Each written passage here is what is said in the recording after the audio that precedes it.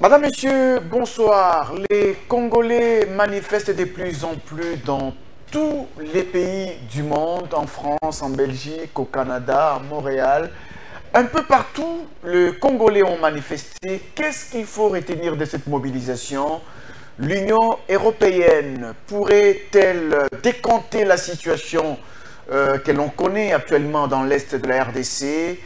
Des députés nationaux se sont également mobilisés dernièrement devant les sièges de l'Union européenne à Strasbourg, en France. Que retenir de toute cette mobilisation? Nous allons en parler dans cette émission. On va revenir enfin sur la démarche de la CENCO et de l'ECC qui a consulté Corneille Nangaa, qui a consulté Paul Kagame et qui continue à consulter les autres opposants, Martin Fayoulou, Moïse Katumbi, Joseph Kabila. Nous allons en parler dans cette émission. À quoi s'attendre par rapport à ces démarches? Notre invité, il n'est plus à présenter. Il s'agit du professeur André Mbata. Bonsoir. Bonsoir, bonjour. Merci professeur. Merci. Professeur, vous êtes professeur extraordinaire en Afrique du Sud. Vous êtes à l'Université d'Afrique du Sud. Vous êtes professeur à l'Université de Kinshasa. Vous êtes député national de l'UDPS et secrétaire général. Non. Exécutif. Permanent de l'Union sacrée de la Nation. Voilà. Secrétaire permanent de l'Union sacrée de la Nation. Bienvenue sur ces plateaux de table ronde. Merci de m'avoir invité. Alors, on vous a invité sur ces plateaux pour parler un peu de tout ce qu'il y a comme mobilisation des Congolais à travers le monde. Mais on va commencer d'abord par cette action parce qu'on vous a vu le jeudi 13 février dernier, c'est récent, devant le siège de l'Union européenne à Strasbourg en France. Vous avez mobilisé, vous avez même pris la parole. Est-ce qu'on peut comprendre les mobiles de votre action devant les sièges de l'Union européenne? Bon, d'abord, deux ou trois petites choses au départ. C'est qu'au moment où nous tenons cette émission, nous avons cette émission ici à Kinshasa, capitale de la République démocratique du Congo. En ce moment même, des milliers de nos compatriotes sont en désarroi dans l'est du pays, à Goma, à Bukavu. Des personnes sont massacrées, et des milliers d'hommes et de femmes en déplacement forcé, que des morts. Je crois que la première chose dans une émission comme celle-ci, c'est avoir cette pensée-là pieuse à l'endroit de nos compatriotes qui sont victimes de la violence barbare de la part du Rwanda et de ses marionnettes terroristes du M23.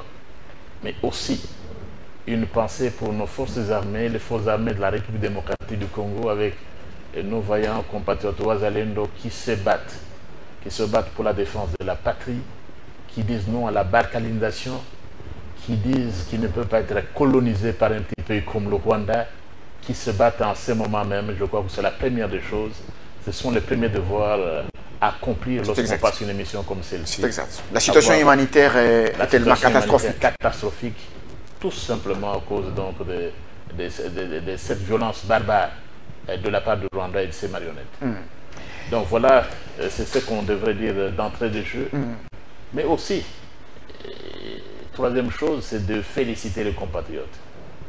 Vous l'avez bien dit, je viens de Strasbourg en Europe où nous avons été en activité de diplomatie parlementaire, parler à d'autres parlementaires, parce que c'est effectivement ce qui s'est passé à Strasbourg, c'est une victoire de la diplomatie parlementaire. La diplomatie parlementaire, cette image est en train d'être défilée, vous le voyez à travers vos écrans. La diplomatie parlementaire travaillant conjointement avec la diplomatie classique, menée au sommet, comme vous le savez, par son Excellence Félix Antoine Tshisekedi Tshilombo, président de la République, chef de l'État. Donc ici, il faut féliciter nos compatriotes qui ont manifesté et qui n'ont pas encore fini de manifester. On les a vus à La Haye, en Hollande. Vous avez évoqué tout à l'heure Strasbourg. Ils ont manifesté à Bruxelles. Ils ont manifesté à Paris, sur le continent européen. Ils ont manifesté en Grande-Bretagne. On en a vu même d'autres qui manifestaient à Moscou. Les compatriotes ont manifesté à Montréal, au Canada et aux États-Unis. En Afrique du Sud, les compatriotes ont manifesté, encore une marche prévue pour le 1er mars. Donc, les Congolais, partout dans le monde, personne n'est prêt à accepter que le Congo soit divisé. les Congos dans le monde entier, tous comme un seul homme. Ils sont unis, hein, de plus en plus. Unis, tous comme un seul homme, disent non à la balkanisation, non à l'agression par le Rwanda, non au silence complice de la communauté internationale. Et vous les avez manifestés, je crois. Il faut féliciter nos compatriotes, il faut les encourager parce que ces actions doivent se poursuivre jusqu'à la fin de l'agression. Et le plus important, professeur, c'est que tous ces Congolais qui manifestent ont enfin compris qu'on est agressé par le Rwanda, soutenu par les puissances étrangères. Tout le monde a compris. Tout le monde a compris. On n'agresse pas un parti politique. On n'agresse pas un homme politique. C'est le Congo. Et nous n'avons que le Congo. On l'a entendu partout. Je l'ai entendu à Paris. Je l'ai entendu à Bruxelles. Je l'ai entendu à Strasbourg. Je l'ai entendu aux Pays-Bas. Nous n'avons que ce Congo. Nous pouvons avoir des problèmes internes, mais les problèmes internes, il y en a partout. Il y en a aux États-Unis, il y en a en Belgique, il y en a en France actuellement. Lorsque vous suivez l'actualité politique française, ce sont des problèmes qui existent. Mais face à la patrie, la défense de la patrie, c'est la loi suprême. Et c'est comme un peu le président de la République le disait en évoquant certaines personnalités historiques, en disant que la loi, la survie de la nation, c'est la loi suprême. C'est celle qui nous conduit. Et vous n'avez pas vu ce qu'on a dans le pays. Donc tous comme un seul homme pour défendre le Congo, notre cher et beau pays.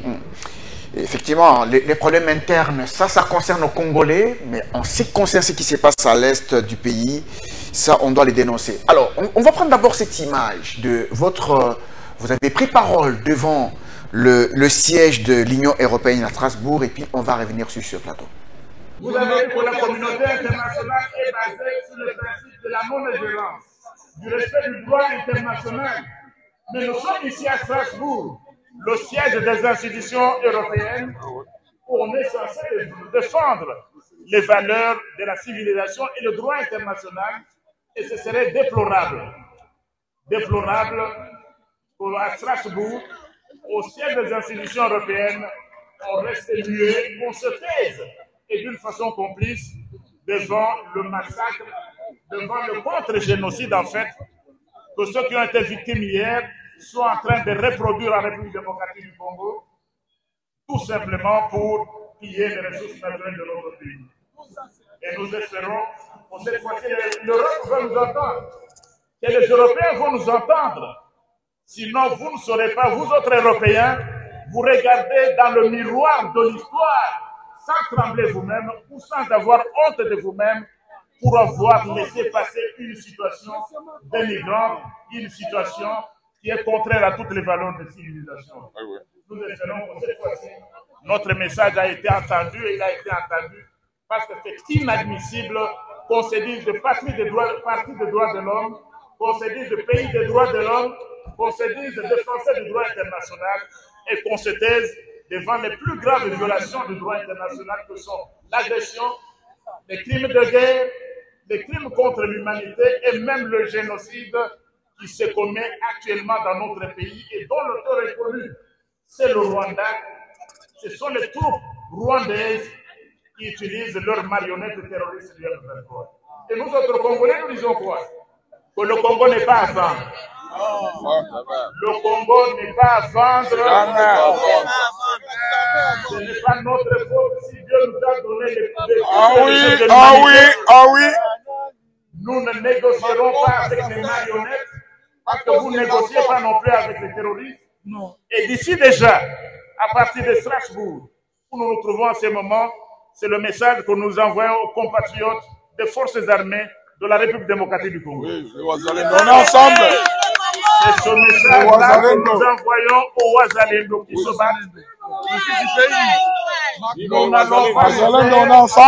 Nous n'allons pas abandonner et cette guerre contre les assassins, les génocidaires, les terroristes, nous la gagnerons. Cette guerre. Et nous rappelons aux Européens qui nous entendent, quand ils vont rentrer dans leur maison, où chacun regarde un peu devant son miroir, et qu'ils se disent s'il est fier de regarder sa propre femme être violée.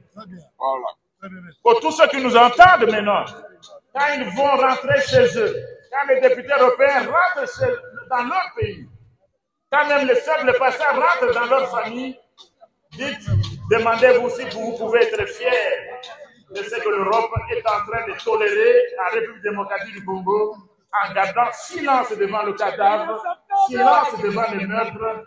Trop, c'est trop. Professeur, et ça, c'est vous que nous venons d'écouter. Vous avez pris la parole pour mobiliser les Congolais pour que l'Union européenne fasse quelque chose. Qu'est-ce qu'on peut attendre de l'Union européenne? Bon, j'ai effectivement pris la parole, non seulement pour parler aux Congolais, mais là, c'était surtout pour parler aux Européens. Okay. C'était pour parler à la communauté internationale que trop, ça n'était trop.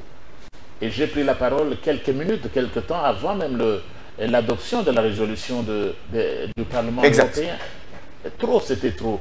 J'ai pris la parole parce qu'il faut défendre la patrie. Vous savez, ce combat est sur tous les fronts. Il est militaire, il est diplomatique. Ici, nous étions dans le cas de la diplomatie parlementaire. C'est-à-dire, ce Congo doit être défendu. On ne se limite pas qu'ici, sur vos chaînes. Ce combat n'est pas seulement sur les réseaux sociaux. Non, il n'est même pas sur les réseaux sociaux. Et vous m'avez vu là-bas.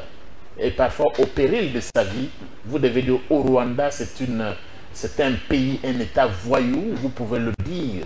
Pas seulement quand vous êtes à Kinshasa, vous pouvez le dire à l'étranger, en sachant même que vous êtes entouré de Rwandais. Parce qu'en sachant que vous êtes entouré de Rwandais, vous le dites, c'est un pays voyou. Vous savez leur dire cela. Vous n'avez pas besoin de vous cacher. C'est pourquoi quand on défend la patrie, c'est vraiment quelque chose qui nous dépasse tous. Vous pouvez le faire à Paris, vous pouvez le faire à Bruxelles, à faire entendre ce voix-là, en sachant bien que vous pouvez vous-même être victime de la barbarie, de la violence, de la barbarie de Kagame et de ses marionnettes. Mais il n'y a pas de prix à payer. Quoi qu'il arrive, quoi qu'il en coûte, je crois que le président Félix Tshisekedi l'a dit, quoi qu'il arrive, quoi qu'il en coûte, on n'abandonnera pas, nous n'allons pas abandonner, nous n'allons pas reculer, nous tiendrons, cette nation doit être défendue. Et la victoire, je l'ai souvent dit, les gens souvent s'en moquent, mais la victoire contre l'agression rwandaise, nous la gagnerons. Nous gagnerons cette guerre. Ah, c'est ce qui est important. Nous gagnerons cette guerre. Quoi qu'il arrive, quoi qu'il en coûte.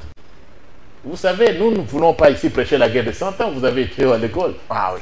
On a étudié la guerre de 100 ans. Elle était terminée. Et ça fait 30 ans. Nous n'allons pas abandonner. Et les compatriotes doivent être certains. Et ceux qui sont au front, les militaires, on n'a pas à reculer.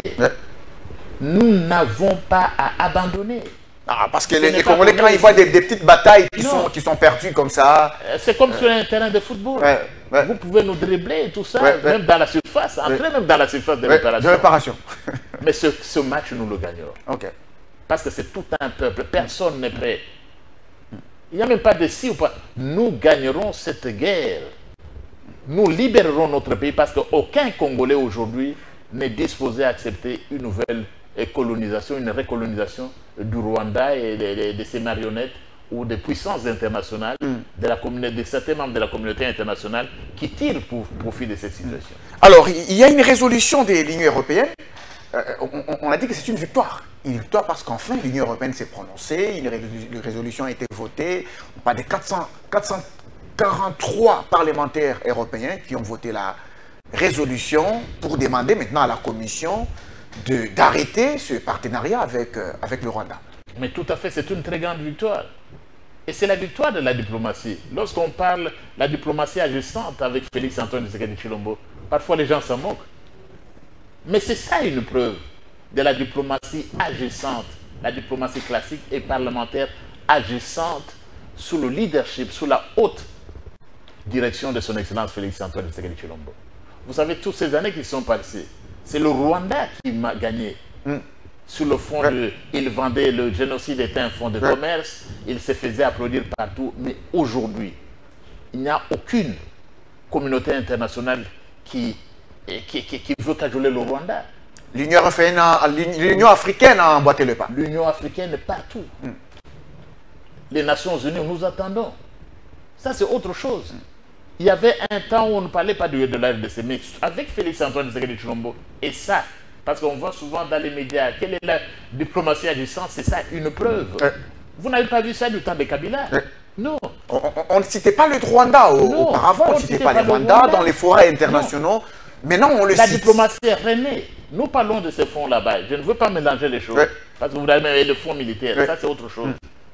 Le fonds diplomatique Aujourd'hui, c'est la RDC. Oui. L'Union européenne, je pourrais... Vous avez ici la résolution. Oui. La résolution, c'est très clair. Oui. La résolution du Parlement européen Oui. sur l'escalade de la violence dans l'Est de la République démocratique du Congo. Oui. C'est le Parlement européen. Donc au niveau continental et au niveau européen, c'est ça le Parlement. Oui. C'est comme nous sommes le Parlement ici. Ce sont les représentants légitimes des peuples européens qui se sont prononcés presque à l'unanimité, parce qu'il n'y a que quelques voix. Et cette résolution est claire. Je crois qu'on aura encore le temps d'en parler. Oui. Cette résolution parle de M23. Allez-y, professeur. On ne parle pas de l'AFC, AFC. Ah, on parle du M23. M23. Parce que pour eux, c'est quoi?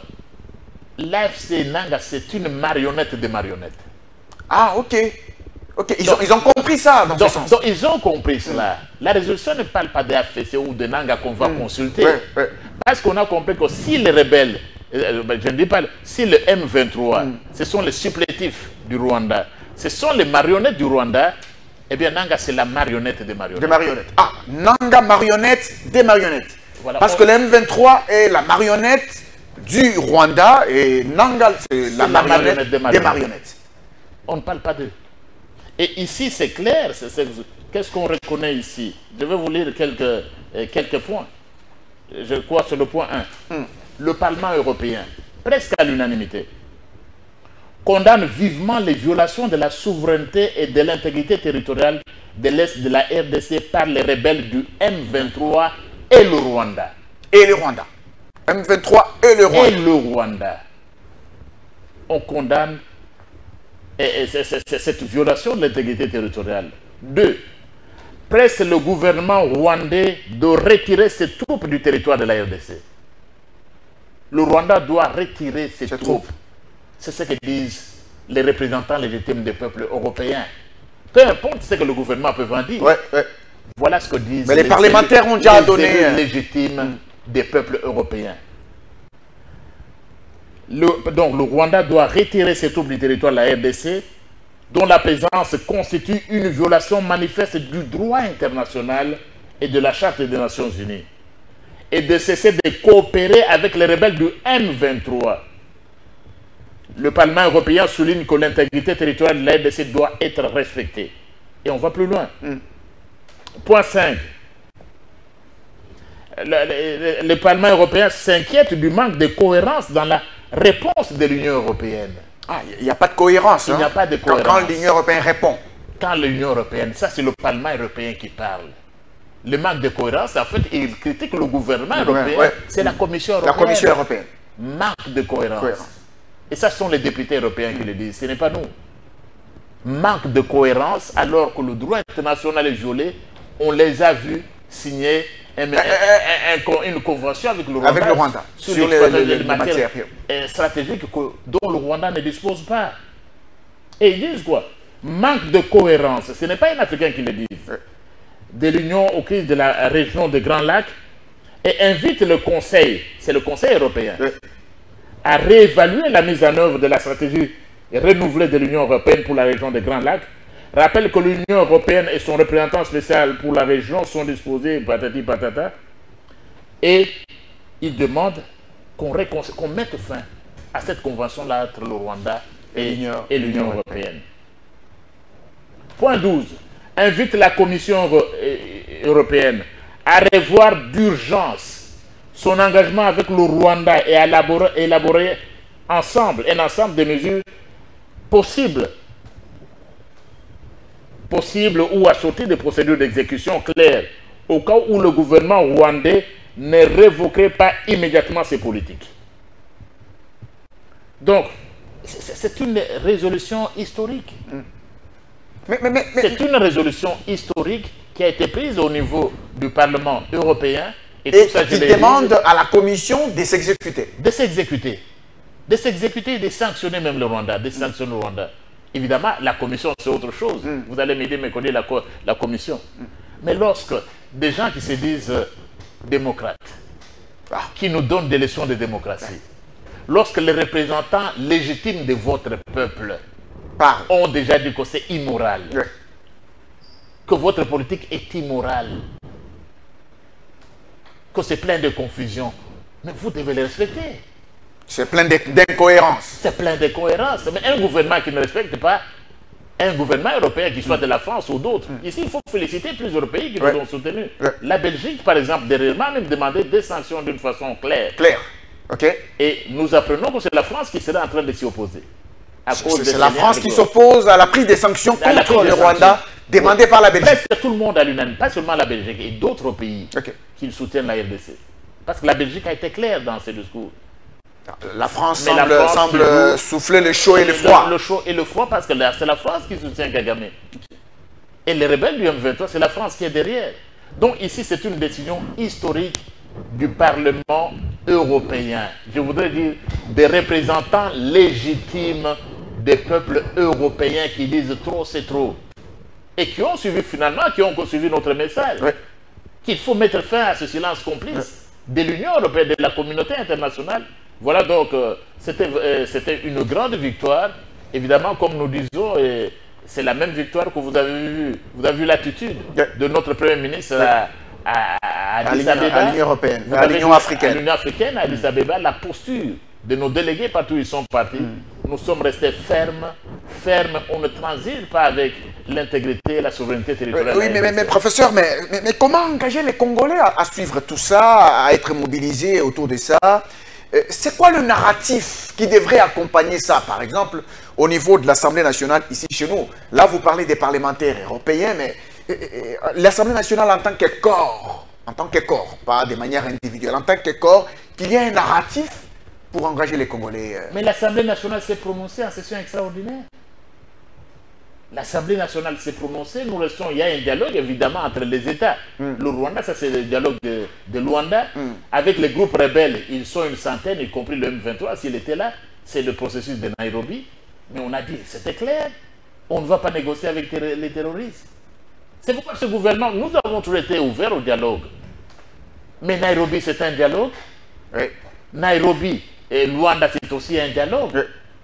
Ces deux processus n'ont rien donné. Hein? Non, ils n'ont rien donné, mais ils continuent parce que nous, sur le plan diplomatique, nous y restons. Donc, l'Assemblée nationale s'est prononcée et plusieurs députés sont sur le terrain. En train parce que nous devons également travailler sur le terrain. Je parlais de l'aspect diplomatique, mais sur le terrain, nous devons renforcer notre armée. Nous devons bâtir c'est dans le front militaire. Pas cette armée que Joseph Kabila nous a laissée, avec des infiltrés, tout ça. Et nous allons en parler, même quand on parle de dialogue, la cohésion nationale. Qu'est-ce que c'est que la cohésion nationale? Qu'est-ce que c'est que la cohésion nationale? D'abord, ceux qui portent le discours là ne sont pas eux-mêmes qualifiés. On va revenir. Alors, la cohésion nationale, ce serait pourquoi? Vous voulez que le Rwanda nous ramène les infiltrés dans l'armée? Non. Le peuple congolais n'est pas prêt à cela. Vous me demandez le narratif au sujet de la population. Mais que les Congolais de l'intérieur, les compatriotes, est-ce qu'ils voient ce qui se passe à l'étranger? Ah, ok. On manifeste partout et pacifiquement. Ok. Nous, en tout cas au niveau de l'Union sacrée, nous n'avons jamais été en faveur des marches violentes, non. Et d'ailleurs, je viens d'un parti, c'est l'Union pour la démocratie et le progrès social. L'UDPS n'a jamais été attaché à la violence. C'est pacifiquement qu'on a conquis le pouvoir. Même quand on l'a conquis contre l'ancien président, même quand on a gagné les élections, c'est pacifiquement. L'UDPS n'a jamais tiré une balle. L'UDPS n'est pas favorable, n'a jamais favorisé la violence. Ce n'est pas dans ses gènes, comme on dirait.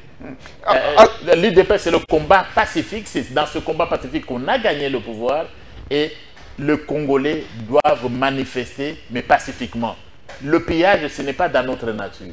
Ce n'est pas dans le vocabulaire de l'Union sacrée ou de l'UDPS, mais ce sont des infiltrés, des pêcheurs à nos troubles. Et qu'il faudra Alors, professeur, maintenant qu'on a identifié les ennemis de la RDC, auparavant c'était difficile de citer les Rwandais, actuellement on l'a cité, on l'a identifié, c'est les Rwandais, soutenus par des puissances étrangères. La France, vous venez de citer la France, qui s'est même opposée à la demande des sanctions de la Belgique. Mais ailleurs, dans d'autres pays, on a pris position contre la France. Mais en RDC, on attend. Pourquoi est-ce qu'on attendrait longtemps? Bon, mais pas trop longtemps. Ce sont des messages qu'on est en train d'envoyer. Ce peuple n'est pas fatigué. Ce peuple n'est pas fatigué, vous suivez. Il y a des demandes qui viennent. Il y en a qui demandent la sortie de la francophonie. Ça nous sert à quoi? Et justement. Et bon, moi-même, je vous ai dit, lorsqu'on parlait de la Constitution, pour moi, je ne vois pas pourquoi le français doit être une langue officielle, placée à un niveau supérieur à nos langues, au Chiluba, au Lingala, au Kikongo, au Swahili. Non. Nous devons nous affirmer, nous allons nous affirmer. Nous allons nous affirmer, c'est comme disait l'un de nos héros nationaux, Mosé Joseph Kabila, il disait, ne jamais trahir le Congo. Nous n'allons jamais trahir le Congo. Et cette guerre que le Rwanda croit gagner à travers certaines batailles, la guerre, nous la gagnerons. Elle peut être longue, mais elle est populaire, comme disait Mosé. Nous gagnerons cette guerre, mais c'est là. Nos compatriotes ne doivent pas céder à la panique. Non. Oui, justement, quand ils ont vu Macron écrire, faire un tweet, dire que j'ai parlé avec le président Tshisekedi, nous ne dépendrons pas de Macron. Nous devons nous organiser. Et nous nous organisons. Pas sur les réseaux sociaux. Nous devons nous organiser. La défense de notre pays, de la souveraineté, ne va pas dépendre de Macron, d'un petit discours de Macron à l'Élysée ou de qui que ce soit. Mais la défense de la souveraineté nationale va dépendre des Congolais eux-mêmes. De nous-mêmes. Nous n'avons pas fait parce que Macron parle. Et nous savons que c'est faux. Donc il y a besoin d'une réorganisation en interne. Nous devons nous organiser, cette armée. Nous devons renforcer notre armée. Il y a des infiltrés, mais il y a des vaillants combattants qui se battent. Il y a des morts, des compatriotes qui ont laissé des familles. Identifier les infiltrés, les mettre de côté. Ils sont là, c'est pourquoi ceux-là méritent notre soutien. Ils méritent notre soutien, ils méritent de la nation. Et ce sont des gens qui devaient décourir même. Vous voyez, lorsque même on proposait l'ordre national du léopard ou des héros national, c'était pour des personnalités pour sortir de l'ordre national Kabila, Lumumba. Voilà, pour décorer les gens comme ça. C'est qu'ils sont là. Des gens vont s'illustrer à l'aise là-bas pour défendre la patrie et la souveraineté nationale. Et ces personnes-là vont mériter de la nation. Et la nation devra être reconnaissante. Alors, on entend souvent cette phrase diplomatique, la solution n'est pas militaire, elle est diplomatique. Au niveau diplomatique, la RDC a remporté la victoire sur le Rwanda. Mais on discute avec qui? Négocier, oui. Avec qui et pour dire quoi? Nous avons tenu le combat sur tous les fronts. Le militaire ne peut pas exclure le diplomatique. Même pendant la guerre mondiale, Hitler ne parlait aux autres puissances, mais il se faisait la guerre. Donc les Congolais, nous ne pouvons pas être dupes. La solution est diplomatique, nous sommes là. Mais qui quitte la salle à Addis Abeba? C'est Kagame qui quitte. C'est Kagame qui quitte. Donc la solution est diplomatique. Là, nous sommes en train de gagner. Et là, nous avons gagné. Finalement, on a réussi à faire taire Kagame après une sorte de narrative d'une trentaine d'années fondée sur le génocide. Non, ça nous avons gagné. Mais ce n'est pas fini, la lutte continue. Parce que pour nous, en dehors, nous venons de parler de la résolution de l'Union africaine. Mais nous avons besoin de sanctions. En fait, ça fait honte quand même. C'est comme je l'ai dit, vous venez de passer mon discours tout à l'heure à Strasbourg. C'est tout à fait honteux que dans une Europe qui se dit Europe des droits de l'homme, défenseur du droit international, les valeurs de civilisation, ont tué l'Europe. Et les eurodéputés l'ont compris en prenant cette résolution. L'Europe qui s'est dit défenseur, la France et d'autres pays, défenseurs des droits de l'homme, mais des crimes de guerre, des crimes contre l'humanité, le crime d'agression et même le contre-génocide. Parce que le Rwanda ici est en train de nous infliger aussi un autre génocide. Même le contre-génocide, vous vous taisez là et vous osez dire nous sommes le pays des droits de l'homme, les défenseurs de la civilisation. Mais non, ce n'est plus la civilisation là, ça c'est la barbarie contemporaine. Alors, avant de parler de la démarche de la CENCO et de l'ECC, on va revenir un peu à la résolution de l'Union africaine. Quel est le point qui peut être un peu important? Parce que les Congolais n'avaient plus, n'espéraient rien de l'Union africaine, mais cette fois-ci, ça y est, la résolution est sortie. Qu'est-ce qu'on peut retenir de cette résolution de l'Union africaine? Mais c'est l'affirmation de la souveraineté et de l'intégrité territoriale de la RDC qui ne sont pas négociables. C'est l'affirmation. Et le Rwanda a été pointé du doigt. Évidemment, sur le plan scientifique, moi je vous dirais que je suis un peu déçu. L'Union scientifique un peu déçu. Oui. L'Union africaine devait aller plus loin que cela. Ok. Aller plus loin que cela. Parce que la fin se passe en Afrique. Et lorsqu'on dit l'Afrique aux Africains, comment vous pouvez comprendre? Et ça, j'ai parlé à mes collègues du Bénin et du Cameroun. Je crois que la prochaine démarche pour nous, parlementaires, c'est circuler, aller partout en Afrique. Dire, nous sommes des Africains. Si les Européens, entre parenthèses, si les Blancs, entre guillemets, peuvent être émus de la situation à RDC, à combien plus forte raison les Africains? comment est-ce que les parlementaires de Brazzaville peuvent rester calmes? Ok. À Brazzaville, si les c'est un message, je crois que votre télévision est suivie. C'est sûr que certains collègues parlementaires d'autres pays africains me suivent. Si les Européens, les Blancs entre guillemets, peuvent être émus par les massacres commis par le Rwanda et ses terroristes du M23, comment est-ce qu'on saurait se taire à Bangui, en Centrafrique? Comment est-ce que le Parlement peut se taire en Zambie? Comment est-ce qu'au Gabon, le Parlement, un Parlement, les représentants légitimes du peuple africain vivant au Gabon, ils peuvent se taire? L'Afrique centrale. Pourquoi est-ce que le Parlement camerounais peut se taire quand déjà très loin, à plusieurs milliers, des dizaines de milliers de kilomètres, les Européens peuvent être émus, disent non, trop c'est trop. Pourquoi est-ce que le Parlement de Côte d'Ivoire ne peut pas être ému? Pourquoi nos collègues du Bénin qui vous suivent ne peuvent pas être émus? Pourquoi les collègues sud-africains qui ont vécu qui ont souffert de l'apartheid pendant des années, aidés par la RDC, aidés par le reste de l'Afrique, et qui ont comme hymne national que Dieu bénisse l'Afrique. Et lorsque le corps de l'Afrique saigne, et c'est Franck Fanon qui disait l'Afrique a la forme d'un revolver dont la gâchette est placée au Congo, la gâchette du développement. Mais quand le cœur saigne, comment est-ce qu'au pays de Mandela on peut se taire? Félicitations quand même. J'admire le courage du président Ramaphosa. Des partis comme Julius Malema et d'autres. Mais l'Afrique du Sud doit réagir. Les collègues, les parlementaires mozambicains, les parlementaires tanzaniens, comment est-ce qu'ils peuvent se taire? Donc, tous les parlements en Afrique devaient être... Pendant que le Parlement européen, on parle de quoi? Le Parlement panafricain siège à Midrand, en Afrique du Sud, pas trop loin de mon université, l'Université d'Afrique du Sud, je suis professeur extraordinaire. Comment est-ce que le Parlement panafricain qui siège à Midrand peut se taire lorsque le Parlement européen, à des dizaines de milliers de kilomètres, ne peut plus se taire? Comment Addis Abeba, et nous avons même EAC, comment le Parlement de la SADC peut se taire? Comment en Angola le Parlement peut se taire dans le cas de la diplomatie parlementaire? Et à Dakar, et à Nouakchott. Tous ces parlements devraient quand même parler, c'est saisir la question. Et au Mali. Pour s'adresser à leur gouvernement et respectif. Au Burkina Faso. Lorsque les autres, comment est-ce que les parlementaires ou les Africains peuvent se taire? Et même alors, c'est ça, je parle des parlementaires. Ouais. Mais lorsqu'à Paris, des Français se joignent aux Congolais pour dire non à la politique, lorsqu'en Belgique même, Flamands et Wallons se joignent à nous pour montrer leur solidarité aux Congolais que nous sommes,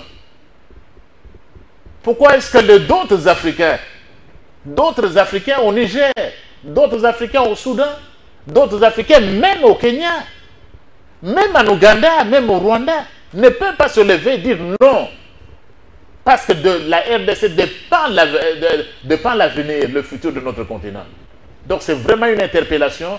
Et je crois que les Européens, ceux au moins les eurodéputés l'ont compris. Et je tiens ici à partir de Kinshasa, nos collègues qui nous suivent, ils sont nombreux. Je voudrais à partir d'ici les saluer et leur transmettre les remerciements du peuple que je représente, que nous représentons à l'Assemblée nationale congolais. C'est le peuple de la République démocratique du Congo. Mais comme je l'ai dit, la lutte continue.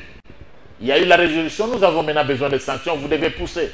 Et un gouvernement qui n'obéit pas à un Parlement européen, ce n'est pas un gouvernement démocrate. Ne venez pas nous parler de la démocratie, ne venez pas nous parler de la démocratie, des valeurs des droits de l'homme. Non. Non. Ne venez même pas nous parler des élections. Lorsqu'on peut soutenir un dictateur comme Kagame, qui se fait élire avec 99,8% ou 18%, il n'y a pas de CENI. Il n'y a pas de CENI. Il n'y a pas d'opposition, là on le flatte, on le soutient. C'est l'aspect que les Congolais ne comprennent pas. Un dictateur, mais soutenu. Un dictateur soutenu par ceux qui se disent champions, défenseurs de la démocratie et des droits de l'homme. Mais on se moque de qui? On se moque de qui ou on se moque de la civilisation? Il faut avoir honte de soi. On se moque de la civilisation. On se moque de la civilisation. On ne se moque pas du peuple congolais, on se moque de la civilisation. Il y a quand même cette démarche de la CENCO et les CC qui qui appellent ça pacte social pour la paix. En RDC, dans la région de Grand Lac, qui ont vu Corneille Nangaa, qui ont commencé ici à Kinshasa, qui avait demandé une audience auprès du président de la République, qui ont vu Corneille Nangaa, qui ont vu le président rwandais, Paul Kagame. Comment est-ce que vous jugez cette démarche de la CENCO et l'ECC? Bon, moi, je m'étais déjà prononcé comme secrétaire permanent de l'Union sacrée de la Nation. L'Union sacrée de la Nation n'est pas intéressée à cela. Pas intéressé? Non. Personne ne les a envoyés, même pas le président de la République. Et c'est lui qui parle, parce qu'on a dit, il a vu les autres. C'est le porte-parole de l'Union sacrée. Ok. C'est la parole de l'Union sacrée. Nous ne sommes pas intéressés. Vous pouvez avoir vu le président de la République, mais c'est la voix, je porte la voix de l'Union sacrée de la Nation. L'Union sacrée n'est pas intéressée? Nous ne sommes pas intéressés. Pourquoi? Parce qu'il y a déjà, ce sont des choses qui avaient commencé un peu plus tôt. Ici, les deux églises, je parle de deux églises. Catholiques et protestantes. Comment vous allez réussir la cohésion nationale? Vous ne savez pas déjà entre vous faire la cohésion avec les églises indépendantes de réveil. Ah oui. Vous avez fait comment? Il faut avoir honte. Ils ont mis de côté les églises de réveil. Il faut avoir honte. Vous ne pouvez pas faire la cohésion entre vous, les hommes de Dieu. Vous allez le faire avec les autres. On a oublié l'église de réveil, hein. Les autres confessions religieuses. Il y en a 8. Il y en a. Il y en a 8. Il y a des indépendantes aussi, les Kimbangis, ils sont là. Vous ne pouvez pas vous réconcilier avec eux et vous croyez réconcilier le monde, même bibliquement. Non. Et même au sein même des églises, je vous avais dit sur ce plateau, que nous avions besoin des états généraux pour l'archevêque de Kinshasa. Vous ne savez pas vous réconcilier, faire un pacte avec les prêtres qui souffrent et vous allez faire la cohésion en haut. Non, c'est une démarche politique. Ah, la démarche politique. Politique et aussi, je peux dire aussi financière. Financière. Mais parce qu'il faut un plan. Qui va financer ce pacte? On va commander en Europe, non? Dis voilà, nous avons un pacte, donnez-nous l'argent. On a déjà fait un budget d'ailleurs. Ah. On a déjà fait un budget de plusieurs milliers d'euros. On a déjà fait le budget du pacte social. Le budget du pacte social est déjà fait. On est en train de le vendre. Nous avons besoin de 100 000 euros. Vous voyez, c'est ça? Non. Nous avons besoin des églises indépendantes, des patriotes, comme les églises de réveil, l'église Kimbangi, c'est tout. Et puis le pacte social, c'est pour... Qu'est-ce que c'est que le pacte social? Qu'est-ce qu'on entend par social? Mais si c'était social, vous serez aussi consulté comme les journalistes. Ah bon? Mais vous faites partie de la société. Ah oui, ben, ils sont allés consulter Nangaa.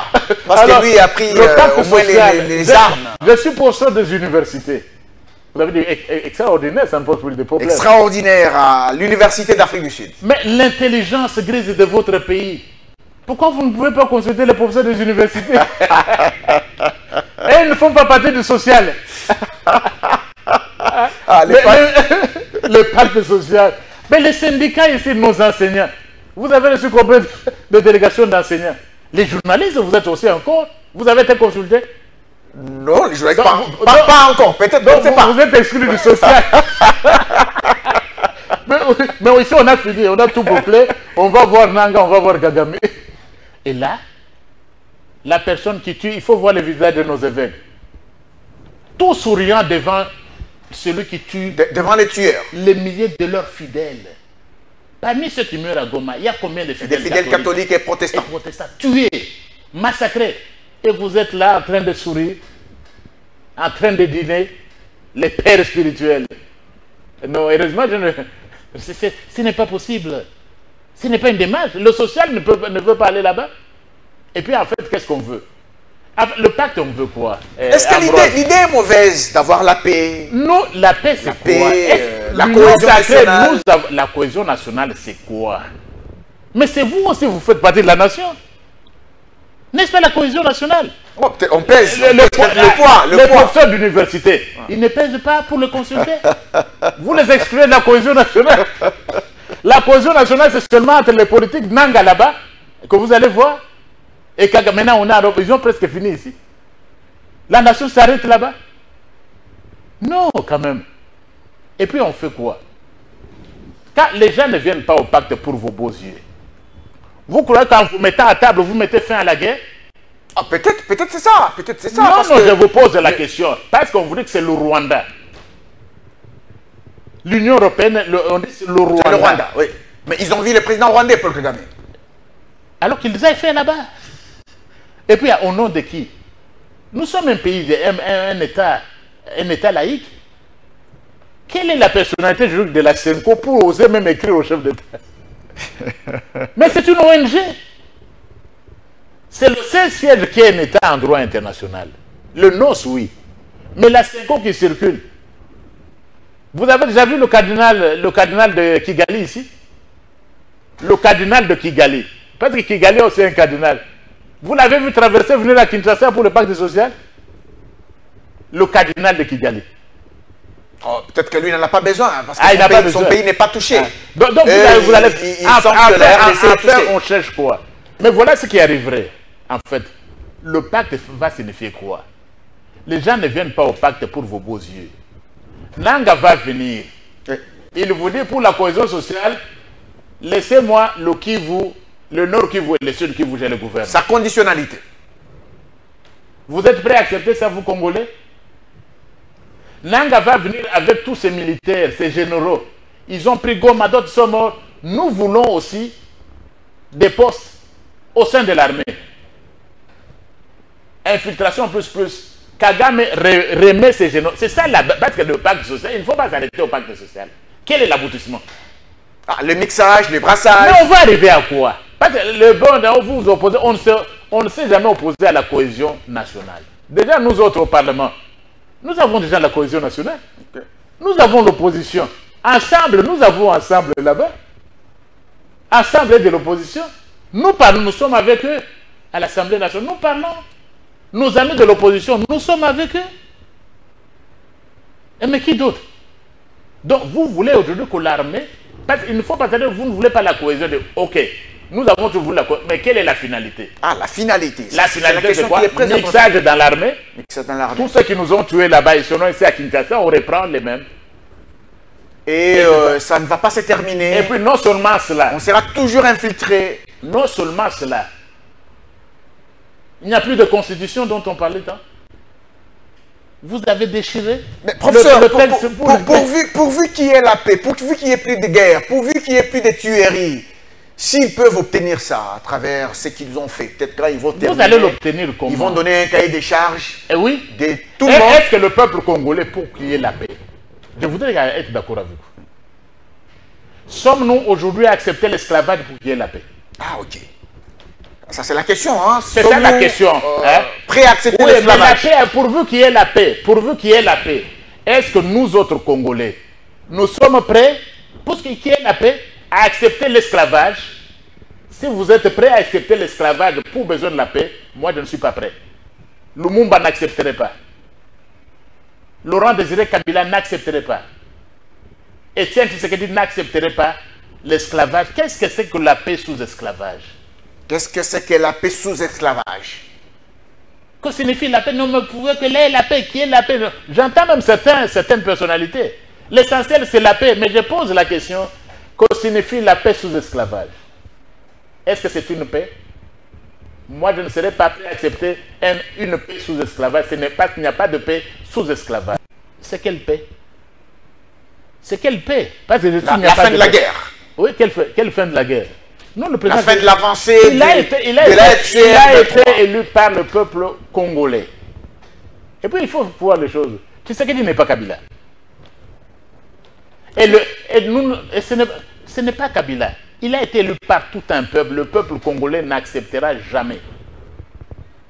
Il n'acceptera jamais. Et quel est ce Congolais normal? Mais vous avez montré les images, non, Ambroise? Oui. Ces Congolais-là de Bruxelles, ces Congolais-là du Canada seraient prêts pour la paix, que vous devenez esclaves parce que vous voulez la paix? Ces Congolais-là de Russie, ces Congolais d'Afrique du Sud, on a la paix, la paix, la paix, ils accepteraient de devenir des esclaves du Rwanda, tout simplement parce qu'il y a la paix? Je vous ai posé la question. Qu'est-ce que signifie la paix sous esclavage? Nous ne sommes pas prêts à l'accepter. C'est pourquoi vous m'avez vu à Strasbourg. Okay. Et avec la même tonalité. Quoi qu'il arrive, quoi qu'il en coûte. Parce que dans tous les cas, qu'est-ce que vous voulez? Il faut passer dans ce monde, non? Vous allez passer dans ce monde comme un traître qui aura trahi sa nation? L'histoire retiendra de vous quoi? Qu'est-ce que l'histoire retiendra de vous? Des lâches qui n'ont pas su résister les pères de l'indépendance, qu'est-ce qu'ils retiendront de cette génération? Que vous avez sacrifié votre peuple pour quelle paix? Pour des impératifs d'ordre matériel? Vous avez vendu toute une nation? Tshisekedi Félix, président de la République, chef de l'État, la haute autorité politique de l'Union sacrée de la nation, et nous-mêmes, nous ne sommes pas prêts à accepter l'esclavage au nom de la paix. Au nom de la paix. Non, parce qu'il n'y a pas de, justement, il n'y a pas de paix sous l'esclavage. Donc, ce qui se veut dialogue, pacte social, c'est quoi? Dites seulement aux gens quoi? Et parmi certains d'entre eux, ils vous parlaient d'un leader courageux. Ah oui, il y a cette émission des Cholets. Des Cholets. Les leaders courageux qui devaient prendre les armes. Qui devaient prendre les armes pour faire partie de Tshisekedi. Et où est le problème? Et maintenant, est-ce que c'est une coïncidence entre son discours dans cette émission et ce qui se passe sur le terrain? Non, je sais, moi je suis seulement un analyste. Vous les avez vus à Chana, vous voyez les attitudes. Tout souriant là-bas, on a affaire à un nouveau leader courageux. Nanga n'arrivera pas, cette marionnette de marionnette n'arrivera pas ici. Le peuple, notre peuple n'est pas prêt à tolérer cela. Et même les chrétiens eux-mêmes, catholiques et protestants, qui voient leur fameux père spirituel en train de sourire, là où on venait d'enterrer plusieurs milliers de catholiques. Mais beaucoup risquent de ne pas aller dans vos églises. J'ai suivi beaucoup risquent de le ne pas PCA aller. de l'ODEP qui a dit clairement qu'il a cessé de partir à l'église catholique. Imaginez, il a même demandé à certains de le suivre. Oui. Vous allez suivre quoi? Des politiciens? On vient de massacrer des fidèles catholiques, messieurs. Vous n'êtes pas digne d'être appelé père spirituel? Non. On vient de massacrer des milliers de protestants. Et quand vous êtes à Goma même, les cadavres de ceux qui n'ont pas encore été enterrés puent. Et vous êtes dans vos plus beaux habits, vêtements religieux, avec des croix, des crucifix pour tromper qui? Il y a quand même cette interview du cardinal Ambongo qui dans les réseaux sociaux, qui dit qu'après analyse, il a analysé les éléments en sa possession, il a enfin compris que le projet de balkanisation serait en marche et que les Congolais ne devraient pas l'accepter. On peut dire que, bon, il n'est pas, dans l'équipe de la Senko, les CCP, là-bas. Le président de la conférence épiscopale, vous l'avez également vu, tout souriant là-bas, il est allé prêcher la bonne nouvelle. C'est ça la Bible. Je vous l'avais dit la fois passée. Nous, quand j'étais au séminaire, c'était bien avant ces jeunes frères qui sont devenus maintenant évêques, archevêques au candidat. C'est à prêcher la bonne nouvelle du royaume. La bonne nouvelle du royaume que nous avons reçue du Seigneur. C'était la paix à quelles conditions? Non. Et le Christ est mort pour nous, pourquoi? Vous êtes pasteur de qui? Donc vous parlez du cardinal, si après analyse, le cardinal, c'est un homme, c'est un intellectuel. Si après analyse, il trouve que c'est la balkanisation, pourquoi est-ce que je serais contre le cardinal? Parce qu'après analyse, s'il a compris que tout ce qu'il disait là, il s'était trompé. Ce n'était pas Tshisekedi le problème. Le cardinal se rend compte que parce qu'il a dit beaucoup de choses contre le pouvoir. Oui, il a dit beaucoup de choses, mais si après analyse. Vous voulez que je condamne le cardinal si après analyse? Mais malheureusement, nous n'avons pas attendu de faire beaucoup d'analyses. Les extraordinaires, ils voient tout simplement. Oui. Le cardinal a eu beaucoup de temps après analyse. Félicitations, monsieur le cardinal. Où est mon problème? Pourquoi je serais contre le cardinal si après analyse, ce n'est pas Tshisekedi, ce n'est pas l'origine, c'est la balkanisation. C'est un compatriote qui se rend compte après analyse et après d'avoir prié également.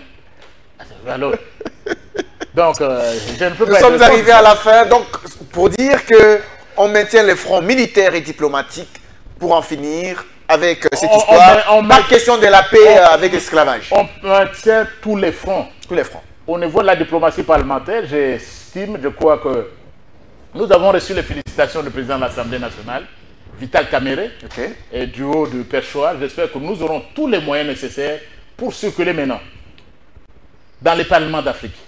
Cette victoire, elle est vraiment éclatante. Cette diplomatie, sous Félix Tshisekedi, elle est exceptionnelle. Nous allons circuler, si on nous donne les moyens, aller dans les pays d'Afrique, voir nos collègues lors de cela. Et au niveau de la diplomatie traditionnelle, vous avez vu notre ministre des Affaires étrangères, vous avez ministre d'État. Combattante, hein? Elle est combattante. Vous avez vu la première ministre, finalement sur le terrain, l'équipe et le président lui-même, sous la haute direction du président Félix Antoine Tshisekedi, nous devons libérer ce pays. Nous devons libérer ce pays et nous allons le libérer. Ce sera votre mot de la fin. Nous invitons notre peuple à rester, à ne jamais désespérer. Mot de la fin, c'est mes pensées, nos pensées, c'est aux FARDC, aux Wazalendo, ils doivent se battre. La guerre, nous la gagnerons. Les compatriotes qui sont à Goma, à Bukavu, nous ne vous avons pas oublié.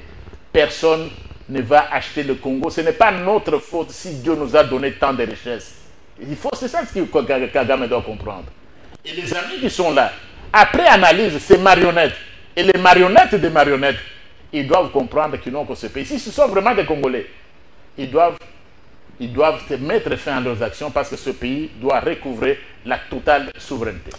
Merci beaucoup, professeur André Mbata. Nous rappelons que vous êtes professeur extraordinaire à l'Université d'Afrique du Sud, professeur ordinaire à l'Université de Kinshasa, député national de l'UDPS et secrétaire permanent de l'Union sacrée de la Nation. Merci d'avoir été sur ce plateau des Tables Rondes. Merci de m'avoir invité. Merci. Mesdames et messieurs, je pense que vous avez aimé cette émission. Merci à vous de l'avoir suivi. On vous retrouve prochainement pour un autre numéro des Tables Rondes. Au revoir.